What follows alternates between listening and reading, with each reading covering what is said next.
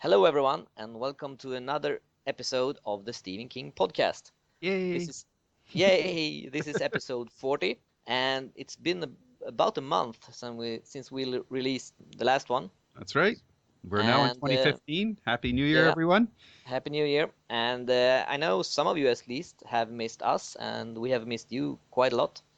So I hope you are as happy as we are to be back. And us excited. Yes. Yeah, Another exactly. year. What will Mr. King do to us? Yes, and that is actually something we will talk about today. We will go through 2014 and see what happened during that year. And we will take a look into the future and see what we can expect in 2015, at least what we know now. As most of us knew, Mr. King is extremely good at surprising us and having things pop out of nowhere. So I guess a lot more will happen than we know about today. But we're going to look at what we know, and we are going to finish off season 5 of Haven with the last 4 episodes. And we have to admit that we are a bit unsure if the next season will be the second half of season 5 or season 6. But I think we will call it season 6 so far, right? Yeah, it makes sense to me, but they've Yeah. kind of confused us as to what they're doing there because they did like basically a 2-season filming, and the show's finished filming now, right? Yeah, I think so. I'm not Yeah. actually sure. Yeah, because I think from tweets that I saw from the guy that plays Duke, Yeah, it sounded like he was done filming there. So it maybe sounded he like they was were saying their farewells to everybody. maybe he was killed off early in the season. No, I don't think so. No, me neither. No, but we're going to talk about that. But before that, we are going to have the latest news.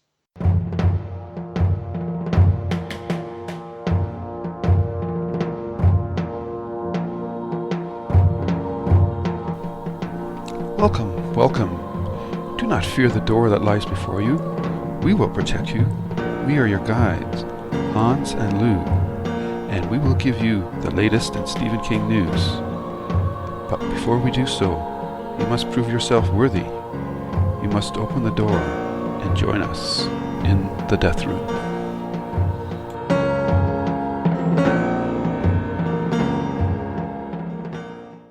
That's right. And we're leading off with one of Hans' favorite things, book covers. And Yay! we're looking at, you can find it on Hans' site. We have the art for the UK version of Finders Keepers. And again, that umbrella has made its appearance. I'm not sure whose that umbrella belongs to, though. Really remember that being a big thing in the first book. Yeah, I think the online site where they chatted with each other Mm-hmm. was called Under Debbie's Blue Umbrella.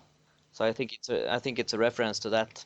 Okay. I wonder how that, or maybe they're going to reuse that website in this book. Oh, okay. So you remember the Yeah. book better than I do. Very good. All Yep, right. yep. And we can mention for those who don't remember or don't know that this is second book in the Mr. Mercedes series. Or the Bill Hodges trilogy. Yeah, Bill Hodges Yep. trilogy. So Yep. this is book 2. So Mhm. that's why it connects to Mr. Mercedes. Right. And it sounds like a kind of a reverse or a bookend version of Misery in that there's this book that this crazy fan wants, but Yeah. he's actually killed the writer. So now he's trying to get the notes back on this book. So that summary really got me excited for the second book, which is good. Yeah.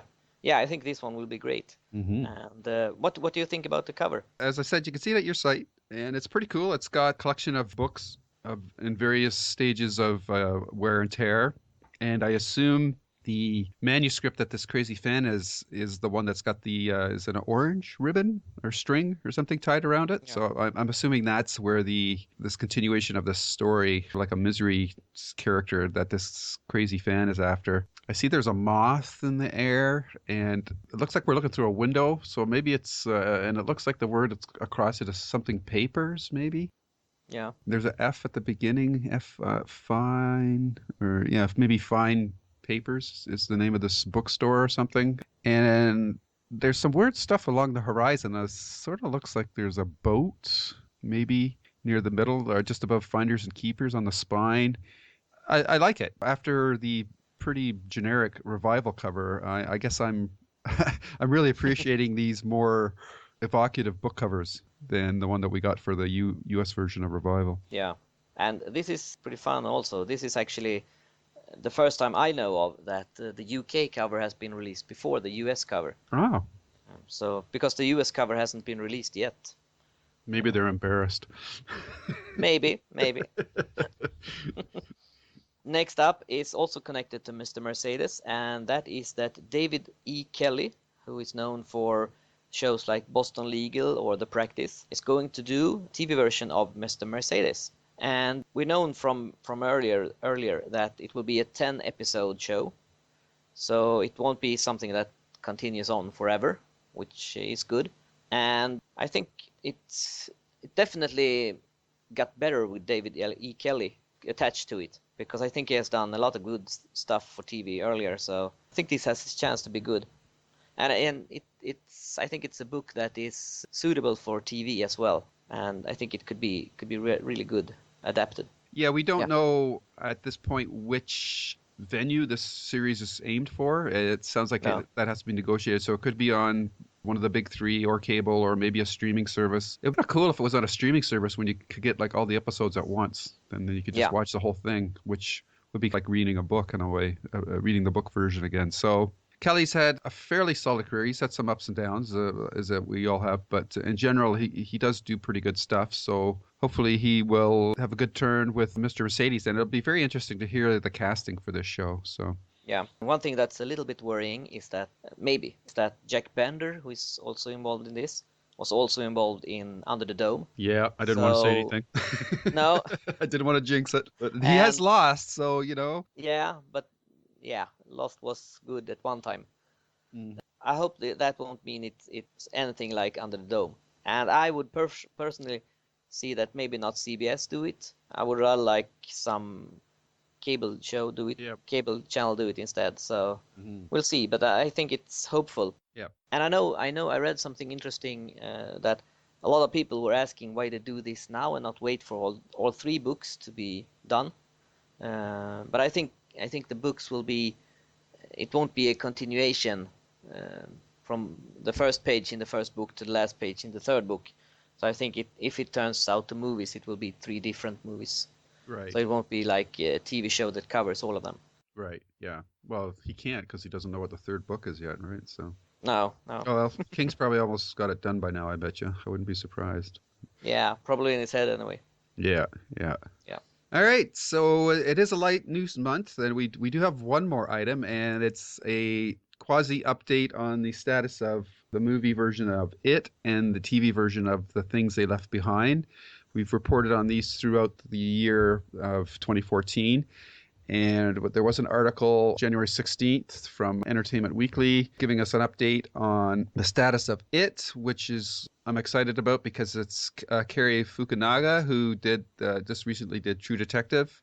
And when he focused on the actual case parts of the story in that miniseries, it was actually really good, really well directed. And this looks like they're going to start filming this summer. So and again, as we reported, it's going to be 2 movies. The first one will focus on the kids and the second one on the adults, which is an interesting approach. And I'm very interested to see what he does with it. I'm sure he's going to get the scary parts right. So we'll have to see how that comes. From a TV perspective, so that if it is filming this summer, we won't see anything till next year. There's the potential if The Things They Left Behind, which is being done as a TV series, might surface this fall in September, but it's a crapshoot as to what shows get picked up for broadcast. Right now, this is basically in the pilot stage. Graham Smith, who is also producing it, according to this article, is also doing the adaptation for this story about a World Trade Center worker who evades the 9/11 attacks to find relics of his friends and colleagues who did not, appearing in his home. So I'm excited from the perspective that he's teaming up with Greg Berlanti, who right now is pretty hot with the CW shows Arrow and The Flash, which if you're not watching, I highly recommend watching both of those shows. They're a lot of fun. And it looks like he's trying to go for a X-Files vibe. And here it says they sold it to CBS. So, Yeah. no, Hans, we prefer that it would go to something that had a little freer broadcast regulations. Plus, I don't want this to get confused or associated with Under the Dome as well. No, So. I think this can be an interesting show, but I don't think it will be that much of a Stephen King show. No, it sounds more like a jumping off point. Yeah, I think I will use his name to promote it. Yeah. But I think his story is so very short, so if they're gonna build an entire TV show on it, they will only use the idea of things showing up like he'd use in his story. Yeah, it sounds kind of like a mash of Warehouse 13 and I don't know if you remember the Friday the 13th series where they had that shop where they were trying to collect these evil artifacts. Yeah. This might be like a reverse story with him finding the home for these artifacts for people that have lost somebody or something like that. I don't know, but that seems a limited concept too. So I'm not quite sure what they have in mind there. But besides Haven, this probably has the best chance of showing up on TV this year as a King-related project. We do have a couple other ones, but I don't remember them off the top of my head. I think content-wise on TV, well, it's, still Haven and Under the Dome are coming back. And maybe it's still a couple of King shows, but probably this will be the major new one of the year. Yeah, if the pilot gets successful. That's correct. Yeah. Yeah. And that is all we've got for the news. This is great. What's our job? We'd like drive around, pick up stiffs or what? It's time for reviews from the night shift. So now we are going to take a look back at the year who was 2014. And there were quite a lot of things happening during the year. And it's fun to look back because you don't remember everything at the top of your head. Quite true. Yeah, but when you just start looking at the stuff, you remember, that happened, and it's fun. So we are doing this month by month and bringing you some highlights that we think are highlights. That's right. For what happened. And if we have missed something, please let us know through Facebook or any other means. Yeah. So let's kick this off with January. And there are some statistics that come here. Mm-hmm. Lilja's Library gets 20,000 members on Facebook. Woohoo! Yeah, congratulations. Great. Yeah, I remember that. It was great. Mm-hmm. And the fun thing is that just the other day or a couple of days ago, we passed 28,000. So nice. It keeps growing. It's fun. Excellent. And well deserved for you. Congratulations to you. Thanks. And next is the podcast. We're doing episode 40 right now, and at one point we were steaming along pretty good. We got up to over 5,000 hits last January. Whoa, that's great. Yeah, so things have cooled down a bit. We've had requests from people to do more than one episode a month, and we will try to get back to that rhythm again and hopefully line up some more guests and try to build some more momentum and get more people listening to us. So that's one of our goals for this year. Yeah, and please send in stuff you want us to talk about, and we will try to dig us through all of your requests. Yep, absolutely. During the year. Yes. And something else that happened in January, and that's what I remember when we talked about this, because this was a surprise for both of us, was that Haven was renewed for 26 episodes. And we thought actually that when season 4 was over, and we didn't hear anything for a long while, and I know we speculated in that show maybe should get cancelled. Mm-hmm. But we didn't think that it would get like a 2-season renewal. Right. So that was definitely a surprise for us. Absolutely. And I wonder if that's tied into cutting some sort of deal for that other... There's the other King project that he's working on, right? Something to do with a newspaper or something? Yeah, the New York Times at the bargain rate. Right. So I'm wondering if maybe that was part of why this Haven got these 2 seasons. And I really... they haven't come out and said it yet, but I really do think that these next episodes are going to be the last ones for Haven. Yeah. The way the actors were tweeting it sounded like it. I mean, obviously they're going to hold their cards close to the chest until this show's air. For some strange reason, if they get like stratospheric ratings, they might decide to go for another season. But I really doubt it. And I hope that because a lot of people in this show were involved with the Dead Zone, and we know how that series really petered out in the last 2 seasons especially. Yeah. And I'd hate to see that happen with Haven. So I'm actually happy if they decide to finish the season, because that means that they were able to plot out a good ending, and there should be no excuses for the show not having a good ending. Yeah, it's always good to decide for themselves when they're gonna end it instead of being cancelled. And we are up to February, and during that month, Stephen King appeared on Twitter, Woohoo! and yay! He's gotten into trouble a couple of times, but Yeah, overall, it's it, been a worthwhile experience. I hope he's it's enjoying been it. yeah, it's been Because some his sons are all on there, so yeah, and it's hard. I'm not that fond of Twitter myself because it's hard to express yourself in that short of number of letters, and it's hard to It's good follow. practice for him. He needs to Yeah, write shorter, according to a lot of people. yeah. Maybe we'll do a novel on Twitter. Oh, who knows? Who Yeah, knows? but he's been fairly active. Hmm. Not every day, not every Oh, week even, but no. from time to time there's been popping stuff up. Yeah, mostly he seems to comment on events of the day and that. Occasionally he does prompt up a writer or something like that, which is good. Yeah, But I'm glad he's on there. It's interesting to watch his tweets because you just can see people are just ready to pounce on him if he says anything untoward or makes a mistake or something like that, which is yeah, yeah, for him has got a celebrity. That's part of being famous, but it's got to suck because we can go on there and say any foolish thing we want and nobody really cares, but yeah, he doesn't have that luxury, and this is supposed to be a relaxed social forum, but some people take it very seriously, which is too bad. yeah. Yeah. He should tell everyone to listen to us.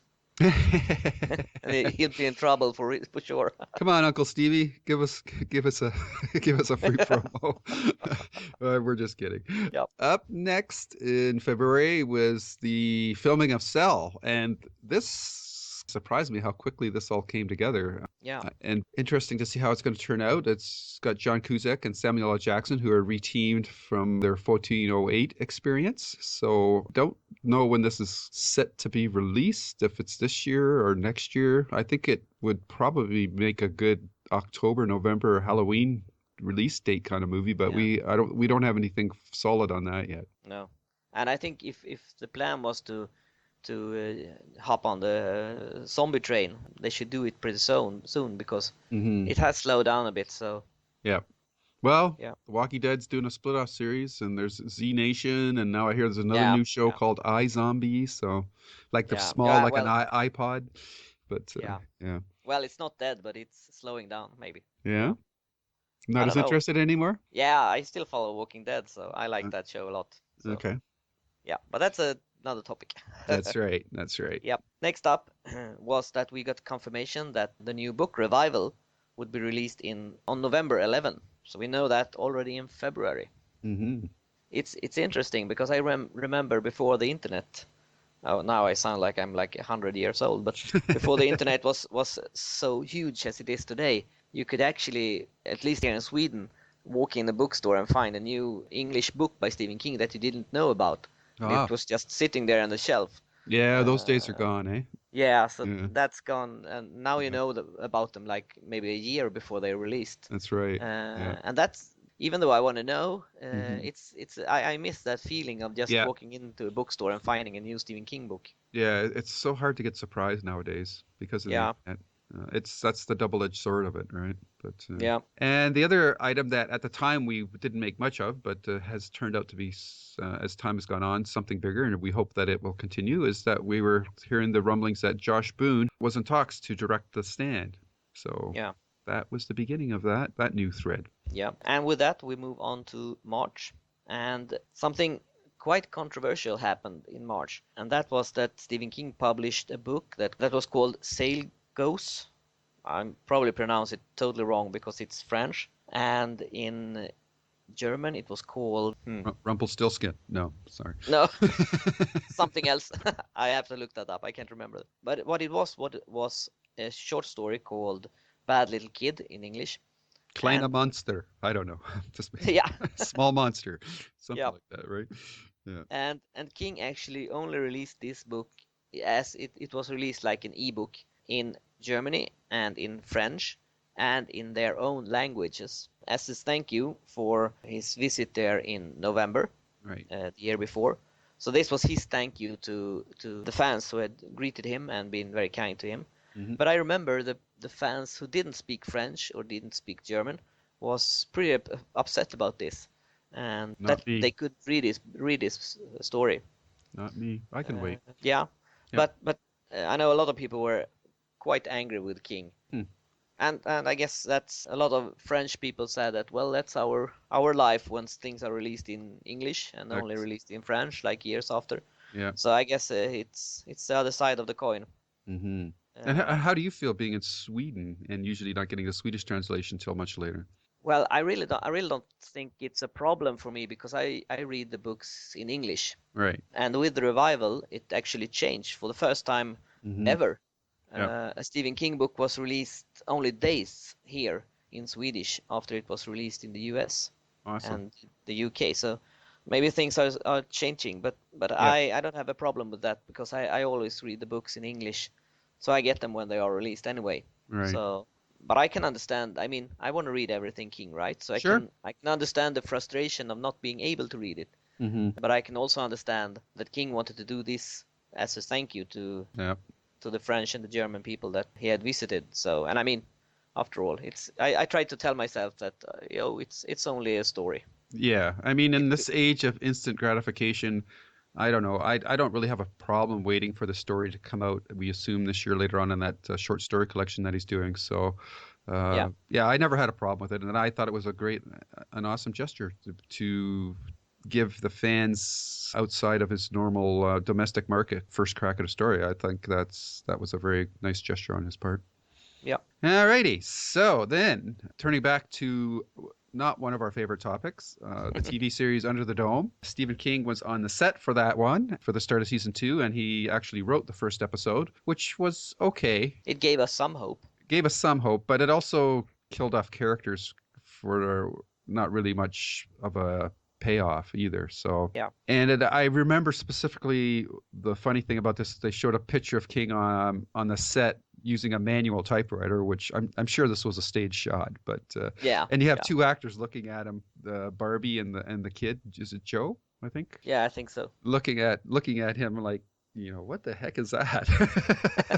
So that Yeah, was kind of funny. yeah. And we know how that ended with that show, and Yeah. it has been renewed for a third season, but we haven't heard anything. So Hmm. I'm not sure if it's gonna air this summer like it has the Yeah. previous years, but they better start shooting now if they are Yeah. going to. We have no idea how many episodes or what's going on. I find it hard to believe it's going to be a full season, but Yeah, I mean, the show is I keep forgetting the show is well financed, so they definitely want to get enough episodes down that they can sell it for marketing, for syndication or for streaming markets. So, yeah, yeah, but the number of episodes used to be, when syndication was a big deal, it used to be 100, then it went down to 80. I don't know how many more seasons they would need for this series, but I really can't see it going more than this one. But I mean, no, we were wrong about Haven, so who knows? yeah. And one interesting thing was that season 2 was actually released on DVD and Blu-ray, I think late in last year, and there were no promotion for it. I didn't actually find out until mid-January when someone posted that they had gotten the DVDs. Hmm.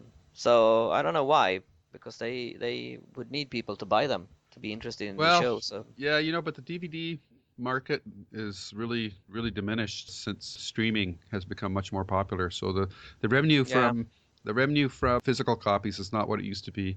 And I think no, that's they true. had a big expectations for the show in season 1, which for the most part it did have those ratings. But by the end of the first season, I think they felt the shift in the general attitude towards the show. So maybe that's why they didn't promote it as much this time for the second season set.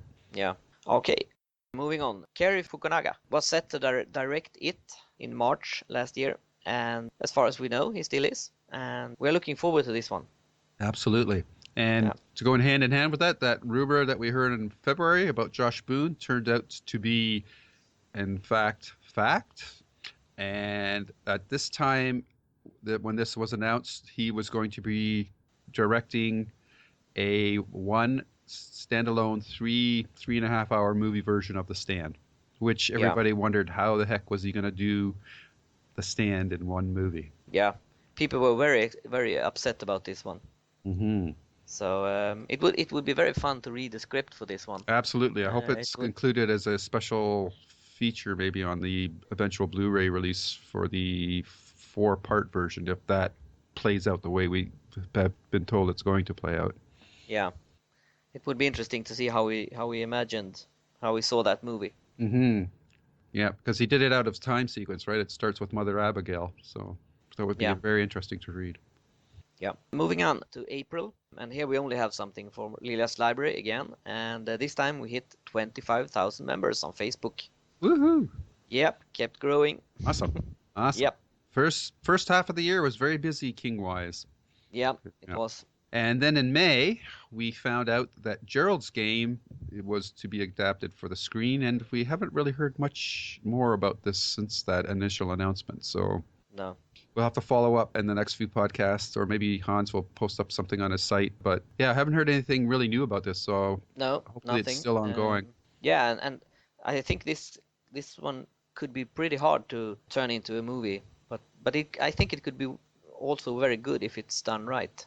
Yeah, I think 50 Shades So of Grey might steal a lot of its thunder, though. We'll see. yeah, I'm just kidding. But even though it's loosely linked at least at the start, but yeah, later yeah, on, yeah, it turns into a totally different story, of course. But yeah, really, yeah, be a prize role for some actress. I could see, if they got like somebody like Eva Green.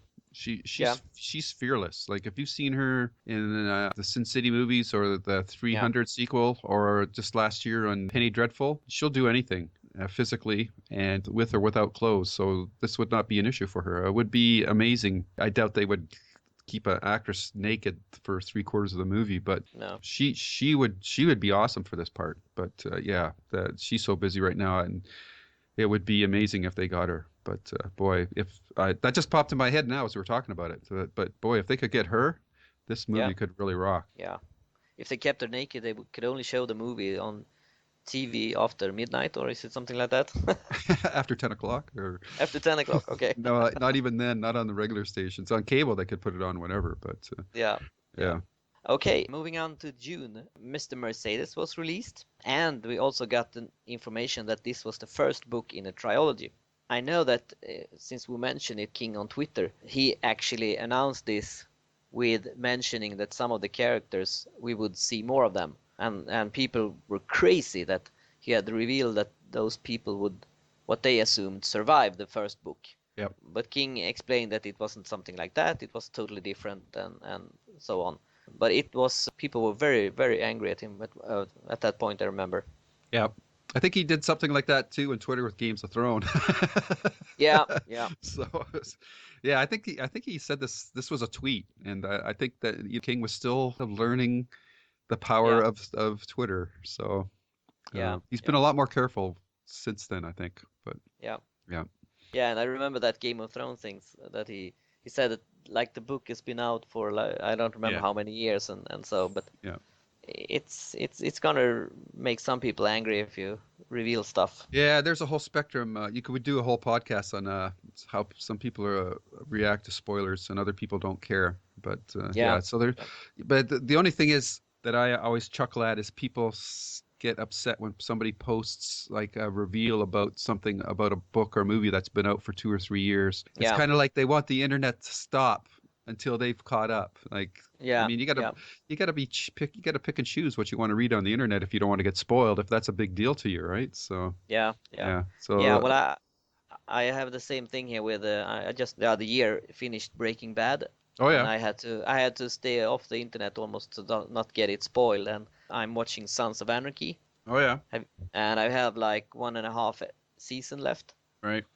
so I have to be very careful. As soon as I see that show, I leave that site so I don't get it Absolutely, spoiled. But I and mean, if you are in that situation, it's up to you I to agree. avoid those things. I can't Absolutely, demand that nobody post on because that's I right. do. If I had seen it, I would have posted about it. Sure. So Yep. I can't you can't assume that others are going to care about if you have seen it or not. That's totally up to you, I think. Absolutely.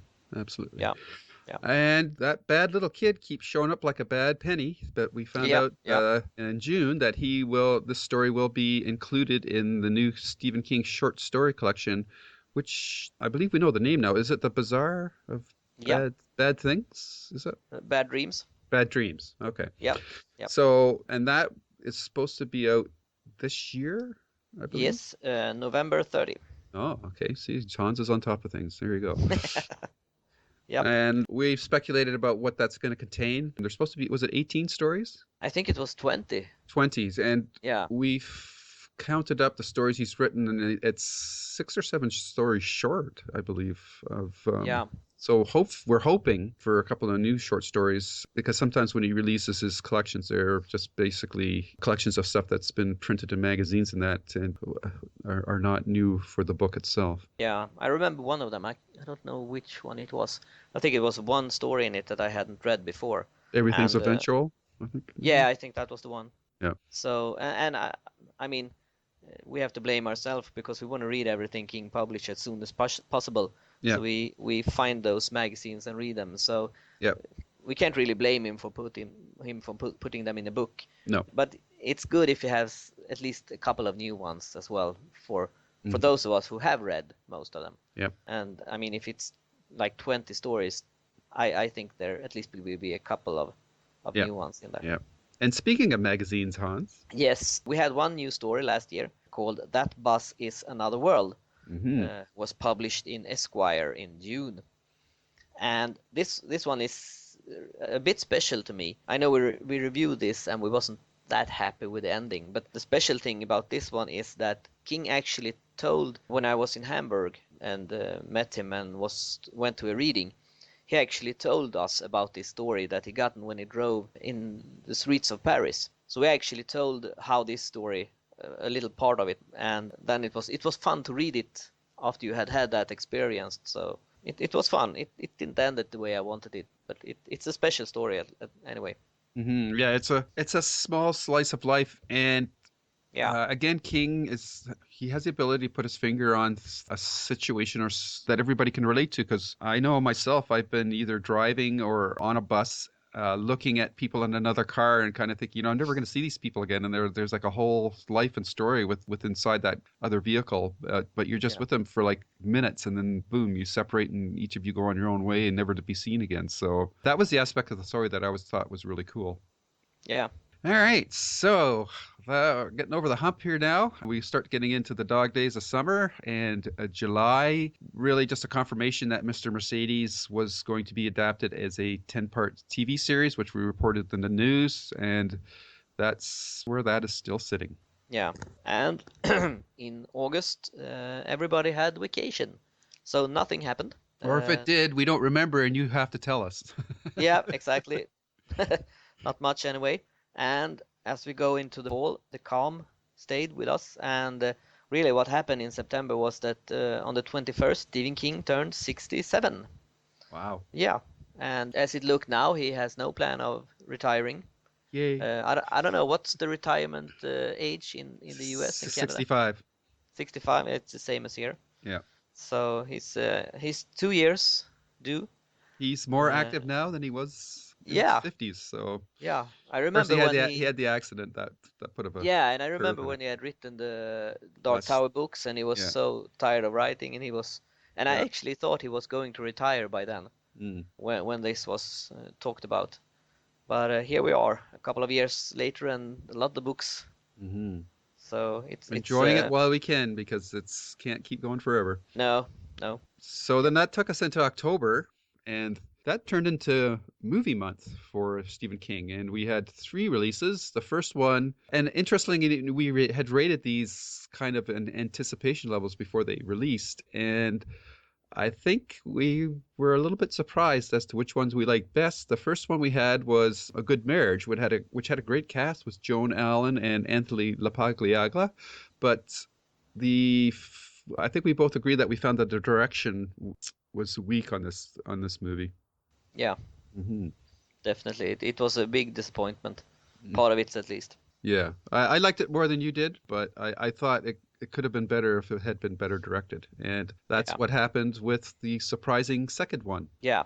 Big Driver was done for TV. And this was a big surprise to me, because it's a really gruesome and nasty story. Mm-hmm. And as we all know, often those stories doesn't end up on TV. And if they do, they are pretty lame. Mm-hmm. but this one actually survived, and it worked really great. So this is definitely a great movie. A good surprise for me.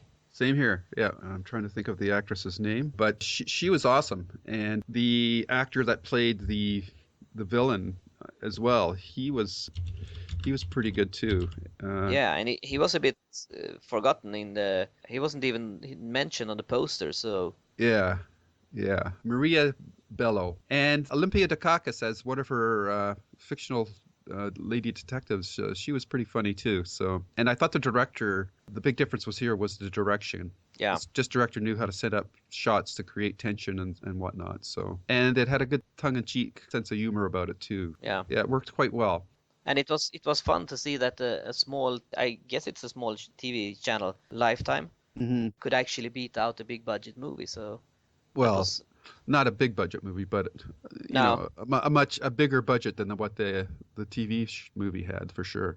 Yeah. yeah, And then the final release on DVD and probably streaming services, I'm not sure, depending on where you live, was an adaptation of the story Grandma, which was called Mercy. And we haven't yeah, talked about that yet, and we will get into more detail in our next podcast about it. It definitely was the weakest of the three, but I think we're going to have an interesting discussion about it in our next podcast. So I hope you guys will check out in February when we talk about that in more detail.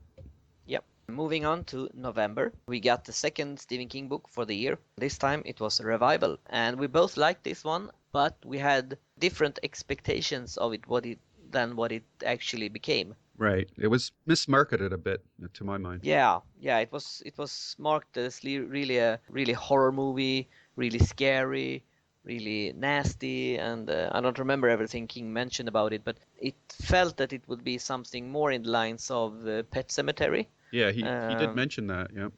yeah, Yeah. and even though, as I remember, we said that it was a very good book, but it due to the different expectations we had, we didn't really appreciate it for what it was. Yeah, this book cut a little too close to my own experiences for me to really enjoy it, and I think it suffered from the fact that I didn't really think the main character was that sympathetic or empathetic for me. And I guess at the bottom line for me, the Revival was not, even when the King book is dark, they're still fun to read, and this was just uncomfortable.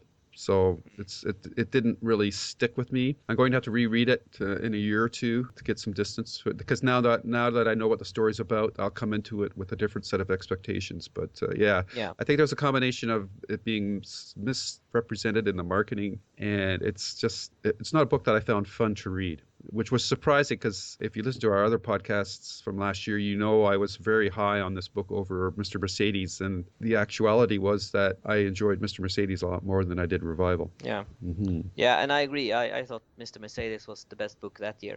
Hmm. It was a fun read. Then that February-March rumor about Josh Boone continues to grow, and then we find out that The Stand is going to be now 4 movies. Yeah. And just to prove that you just can't win on the internet, the people that were complaining that one movie was not enough, I guess, handed the baton over to the other crowd who said 4 movies is way too many. Yeah. So, you just can't win. I guess if they would have said, and 4 is a weird number. I do agree. You would have thought they would have said 3, but I guess for financial reasons, maybe it's more economical for them to do 4 movies. I don't have any issues with it from a story perspective, because if you remember, I was really high in that Josh Boone interview that he did with Kevin Smith at Hollywood Babylon. And he Yeah. wants to get into the character moments, and character moments take a lot of screen time. It's something that, has to be built up slowly for the payoffs. You might see him build something up in the first movie that doesn't get paid off until the last movie, which is always cool. But action set pieces, you can film those and you can run through a lot of screen time, but the setup for them just really happens. There is no setup. They just sort of happen, whereas character moments take time to set up. So you have to plant the seeds early and then water it throughout the story, and then they bloom in the final part of the story. So Yeah. I think this project is still in such a early stage that the number of movies could change, or Josh Boone still might not end up doing it. But I don't think I've been as excited about a project since we had the Dark Tower announcements with Ron Howard as with Josh Boone, because when you listen to that interview, he gets King stories, not just this one, but all of them. And Yeah. I'm really crossing my fingers and toes that what he was talking about in that podcast will come to fruition. Yeah, I agree. About it being 4 movies, if you look at the TV miniseries that was done, Hmm. it was done as 4 episodes. Yep. That I think, I don't know if they were like an hour, maybe. No, I think they Uh, were like 90 minutes. They yeah, aired over 2 hours, but with commercials, of course. yeah. Yeah. So that's almost like 4 movies, that Yep. alone. Yep. And my hope now is that since it's done as movies, they will be having a more bigger budget, Hmm. more special effects. Everything will be better. Yeah. So I don't see how you can complain actually about it. Yeah, I think it's a bit of backlash from the splitting of like the Hunger Games movie, the Yeah, last into two, and last Harry Potter movie into 2 movies, and now The Hobbit into 3 movies. So yeah, I know where it's coming from, but if you look at the story, 4 movies is the perfect format for this story. So yeah. And I think a lot of people see it like, oh, we're gonna have to pay for 4 movies, but I don't think they sit and say like, oh, let's do 4 movies instead of 3, and we can earn one more ticket from everybody, like some yeah, and like that. So yeah, and again, I'm going to pick on The Walking Dead, but if people could watch 5 seasons of that show where people are just going around in circles, surely they can watch 4 movies where there's actually story progression happening through each of the movies. you have misunderstood the show.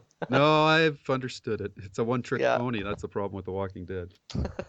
Well, one thing that's interesting with this stand though, that is that the news about it being 4 movies actually traveled all the way to Sweden, Huh? uh, because it's not very often that news about Stephen King is brought up on the radio or on TV and stuff like that. But this was actually mentioned on radio, and I was called by a radio station and asked to talk Boy, with them about this. So radio, TV, you're going to be quite yeah, the star in Sweden. yeah, You I got an wish. agent yet? No, are you interested? Sure. Yeah, 20%. Oh. yep. 20% of nothing isn't much. Oh yeah, but it just takes that one thing, right? And then boom. Yeah, yeah. So it's fun that this is actually big news. Mm-hmm. That isn't just on the internet and on the Stephen King fan sites or on the movie sites. This is actually spreading. Mm-hmm. So I really hope, and I know Josh a little bit, and he's a very humble and very nice guy. So he definitely See, deserves look at this to get guy. to do this. Yeah, Yeah, cool. hopefully he gets to do this and get a huge success with them. Mm-hmm. Another thing that happened in November was that the movie Shawshank Redemption celebrated its 20th anniversary. Unbelievable. Yeah, makes me feel like 100 again. Yeah. I remember when this came out, and there were a lot of Oscar nominations and stuff like that, and it's fun. It's a great movie that has survived during all these years, and it is still as good as it was when it aired. And Mm-hmm. Yeah, well, as people know, listening to this podcast, this is my all-time favorite movie, and I think, well, I don't think I know, Shawshank Redemption has moved into the rarefied category of a classic. yeah, It's a timeless story. It's not a realistic story, but it's what I call soul food for people that get it from organized religion. And anytime I'm feeling down or in the blues or in the dumps, I just pop this in, and it always makes me feel energized by the end of it. So this is like a tradition movie for me. I watch it at least once a year, and it's one of those rare cases where the adaptation in my mind is superior to the source material, which doesn't happen very often. no, yeah, it's a great movie, and Hmm. I'm so happy that it's has survived all these years. Absolutely, and it looks Yeah, gorgeous on Blu-ray. yeah, I'd love to see it in the theater. yeah, yeah. Okay. One more Okay. month, our last month. Yes, moving into December, Mm. and this is actually the sad news we have for last Yes. year. And this is that Rocky Wood, I know him. He knew a lot about Stephen King, and I Yep. spoke to him on a somewhat regular basis about Stephen King and other stuff. And he had been sick for quite a while, and we know he was going to have some trouble. But this happened very fast, at least for me. I had just spoken with him like a couple of weeks before this happened, and I didn't notice anything strange. But he passed away, and it was a sad time.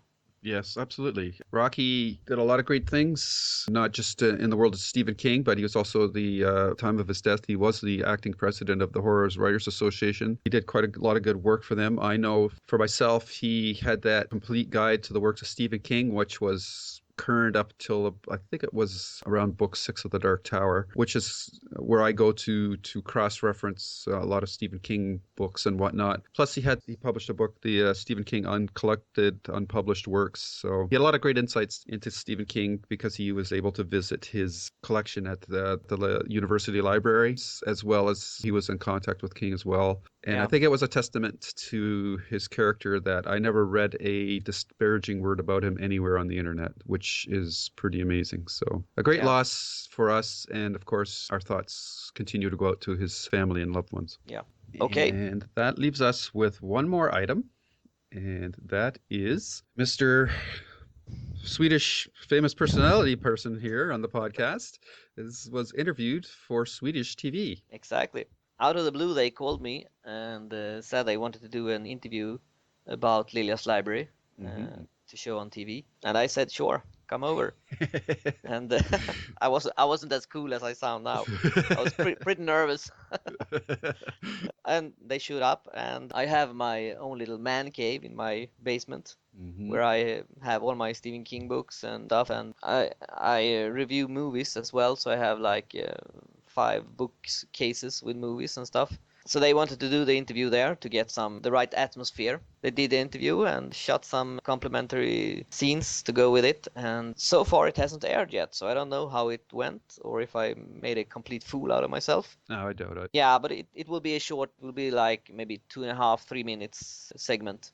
But it's fun because Stephen King hasn't been that big here in Sweden. He was in the mid 80s and the early 90s. They released a lot of books by him then. Then he has had a down period, but now he's been bigger and bigger and more interesting to people. So it's fun to be able to spread the word and tell people about it. So it's fun.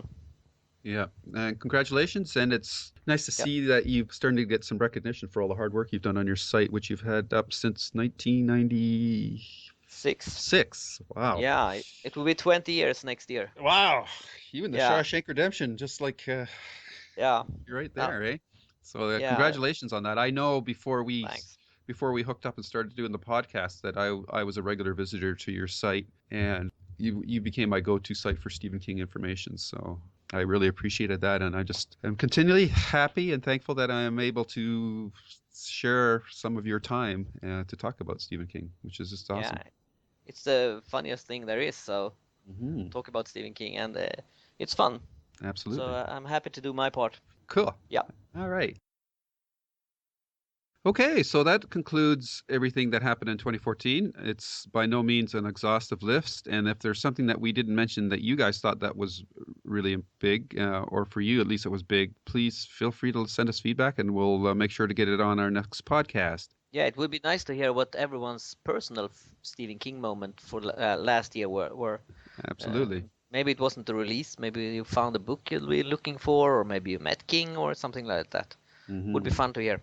Yeah. Okay, so let's turn the view around and from the past to the future. And what are we looking forward to in 2015, Hans? Well, actually, the only things we know that for sure that are confirmed are the next 2 books. And I almost feel ashamed that saying the only things and mention 2 books. Many authors doesn't even publish 1 book a year.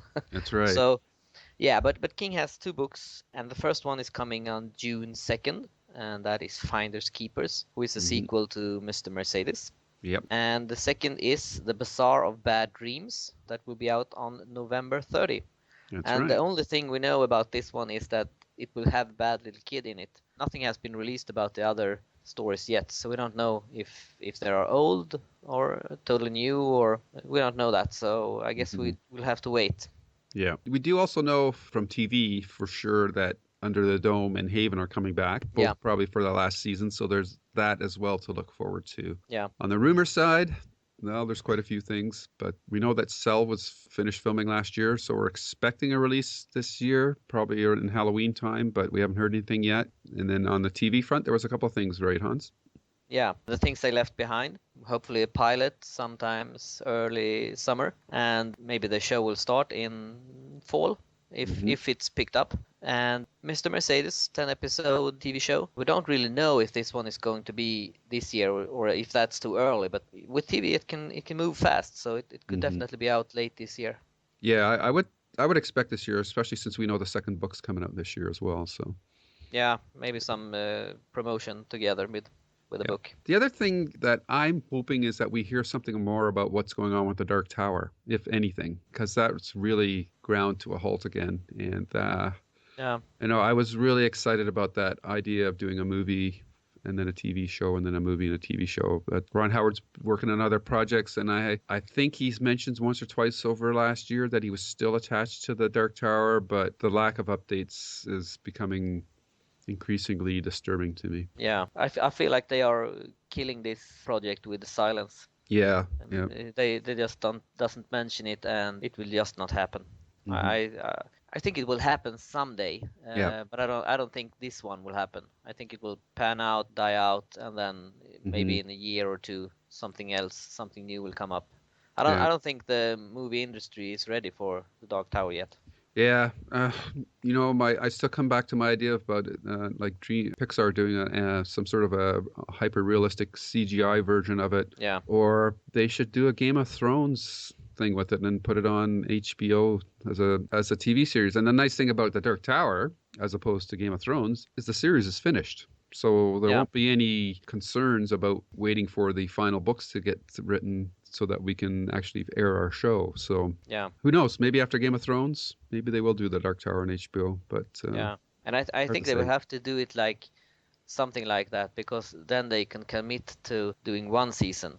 Yeah. And if that one is successful, they will get more money and they can do a second. If they're trying to do all 7 books as one project, I think it will be too big, and the studios won't be willing to pay for it because it's too risky when it's so much. So I think it will have to be done like a TV series and ongoing, and hoping for that it's a success and they can get more money and keep it running.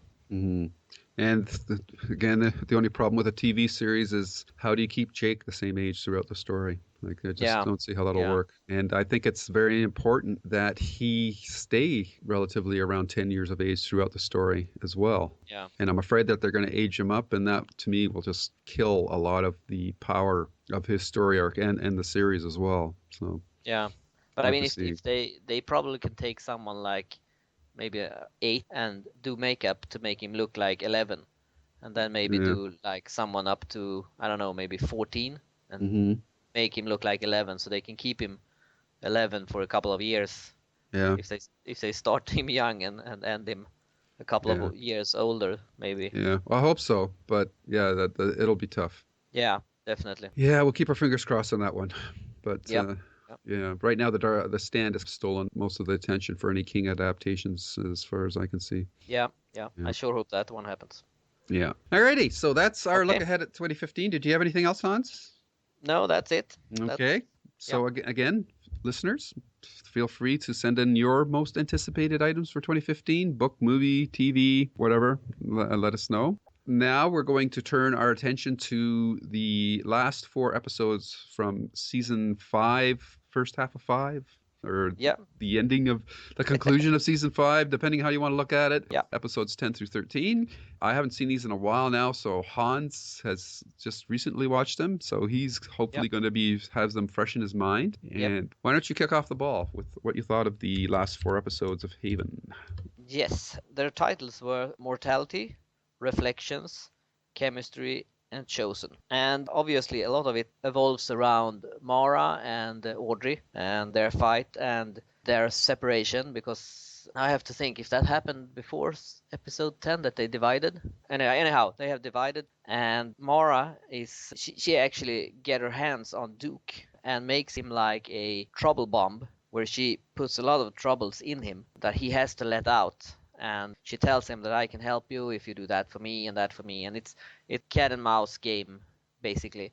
And it's strange and it's good on both levels, I think. I had some problems with the fact that Mara, who is supposed to be this supernatural villain in some way, didn't just get up and leave when they had her captured. I mean, if she can do everything they say she can do, she could have just walked up and left and done whatever she wanted to. But for some reason she doesn't. And when she split from Audrey and they become two persons, Duke more and more is convinced that Audrey and Nathan is doing the wrong thing, and that he can by using Mara solve all problems. And then we have a new character entering, a woman who says she's from the CDC and coming there to investigate, and Dwayne lets her in on the secrets, who's been well preserved for 500 years, but he decides to let her in on them. And as it turns out, they are suspicious of her, and they don't know who she is and what she's doing there, but as they research her, they discover that she isn't from the CDC and she isn't who she supposed to be, who she says she is. Right. And it turns out she is actually Mara's mother. Yeah, which was a surprise. It was a huge surprise because looking at her, she is about the same age as Mara. Yeah. But as she tells it, she is about 1100 years, and Mara is like 600, if I don't remember wrong. I think 800, but yeah, something like that. 800, yeah. And it's a couple of hundred years, right? Yeah, exactly. And they are from another, I don't know if they call it a word or a dimension, but they are living, she compares their worlds with two microscopes. Mm-hmm. One is very advanced and very, very special and very well built, as the other one is very easy, very simple, not very spectacular, but they do the same thing. Mm-hmm. And she compares their worlds with doing the same thing, being about the same thing, but that their world are much more advanced than our world. Yeah. And she is looking for Mara to bring her home with her. Mm. So you get the feeling that she wants to do good, actually stop Mara. As Mara isn't interested in going back with her mother, of course. She wants to find Athenian and leave herself. Mm-hmm.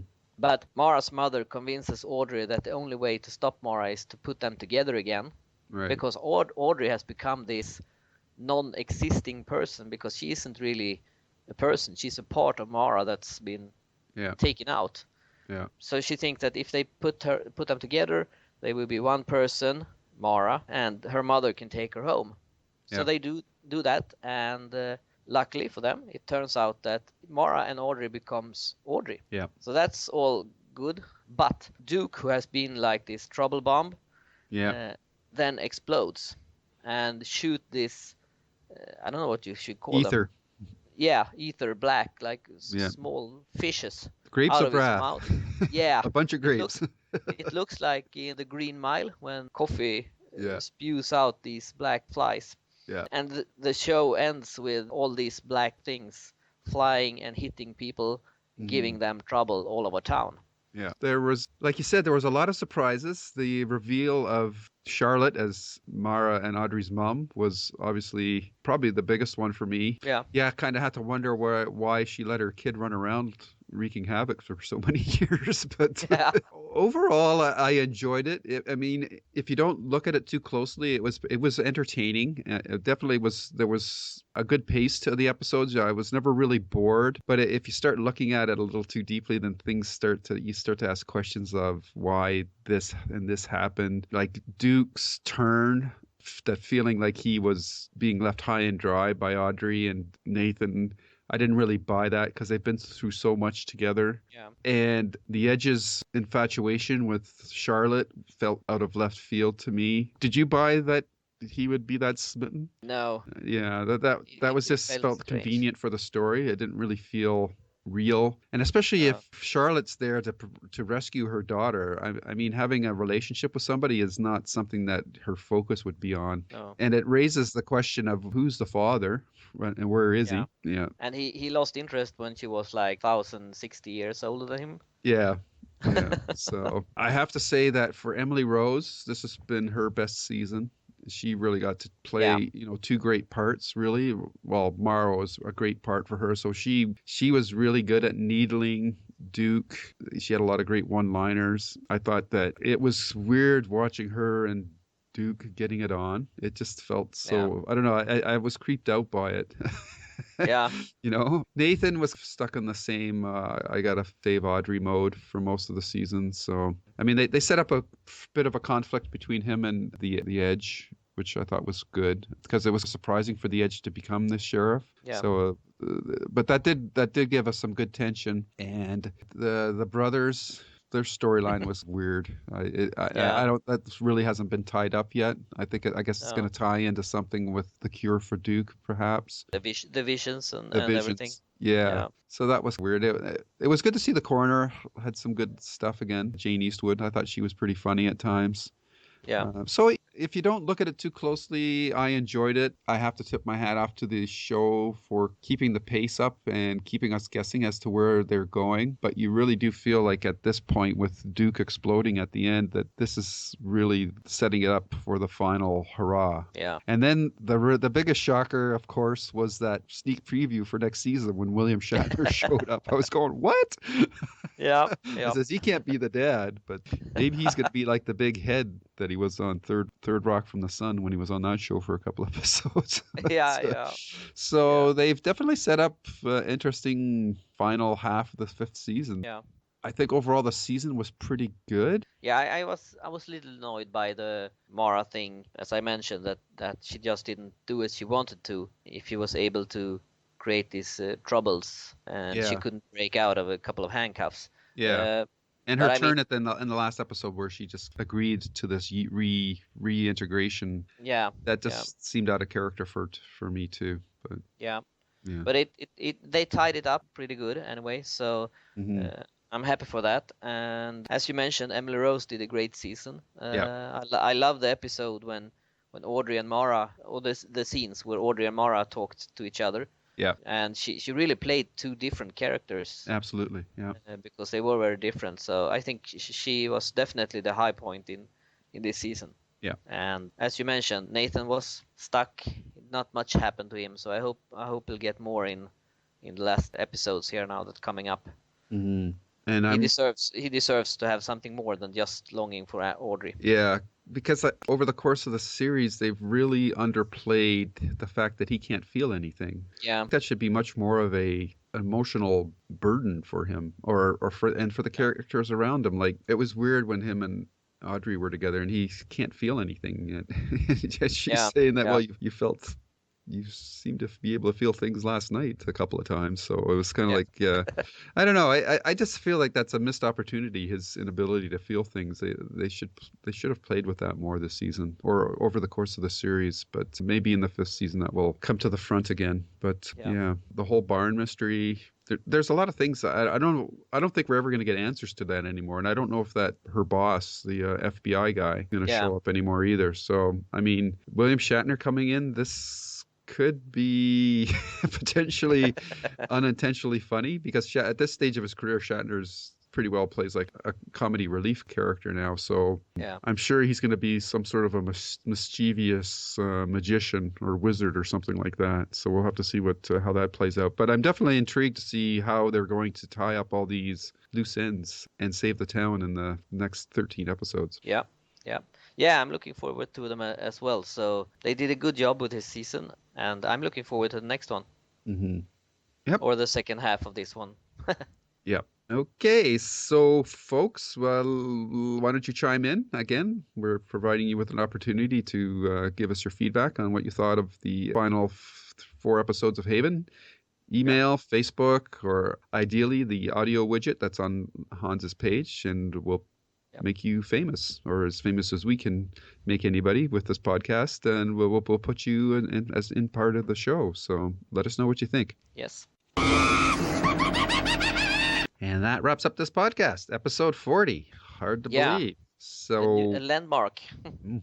Getting close to 50. I don't know what we're going to do on that one, but we'll have to think of something special for that. Yep. Anyhow, for our next episode, as we mentioned, we will be doing a more in-depth look at Grandma or Mercy, and there will, of course, be the latest news. And if you have any suggestions, please feel free to pass them along to us because we're in a quiet time right now, so we're open to any ideas for topics that you would like us to cover. Exactly.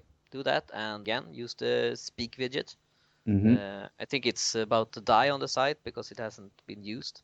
So please save it and say some kind words. Yep. Or Yep. unkind, or anything. We're Yeah. not picky. As We long just want as to you hear from you. Yeah, as long as you Yeah, speak, it's good. absolutely. So until next episode, remember, stay safe, But stay scared.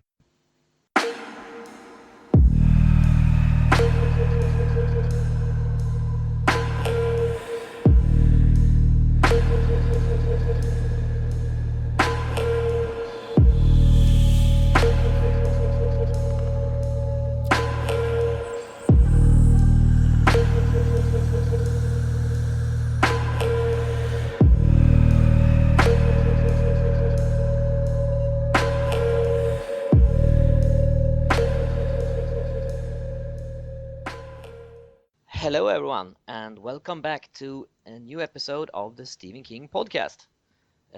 This is episode 40. Let's start again. Yep, I almost said it in Sweden. It's Oh, 40 okay. in Sweden. 30. I thought you were gonna say Yep, 30. I thought you were you're stuck between 30 and 40. I thought you were saying 40, 30, 40. Yep. I'm starting to get a cold, so I hope it won't ruin my voice too much. Yeah, I'm just getting over mine. So Yeah. Okay. 3, 2, 1. So now we sorry. no problem. I'll cut it out. Yeah. Or I'll leave it in. I'll see. Yeah.